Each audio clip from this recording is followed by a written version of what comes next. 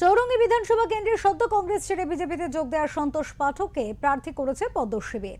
চৌরঙ্গীকে নয়না মুক্ত করব, ওঙ্কার বাংলার মুখোমুখি হয়ে এমনটাই হুঙ্কার দিলেন সন্তোষ পাঠক। তৃণমূল কংগ্রেস তার প্রার্থী তালিকা ঘোষণা হয়ে গেছে, বিজেপি 2 দফায় প্রার্থী তালিকা ঘোষণা করেছে, আরেকটা দফা বাকি রয়েছে।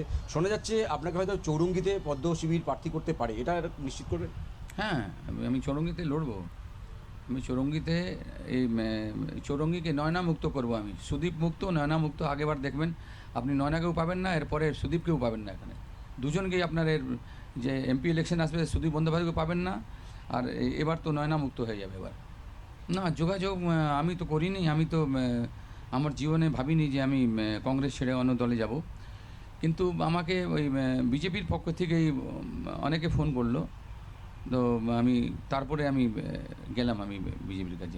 আমি তো নিজে কারোর কাছে যাইনি, আগে ফোন এলো, অনেক চিন্তা ভাবনা করলাম, অনেক দিন চিন্তা ভাবনা করলাম, অনেক একটু মনে করে তারপরে আমি ওখানে গেলাম। শুভেন্দু দিকে? হ্যাঁ, শুভেন্দুবাবু ফোন করেছেন বহুবার। একটা ভালো লোক, লড়াকু লোক, মমতা ব্যানার্জিকে হারিয়েছে। চিফ মিনিস্টার, আপনি ভাবুন, একটা চিফ মিনিস্টার। তো মমতা ব্যানার্জিকে চিফ মিনিস্টার হওয়াই উচিত না।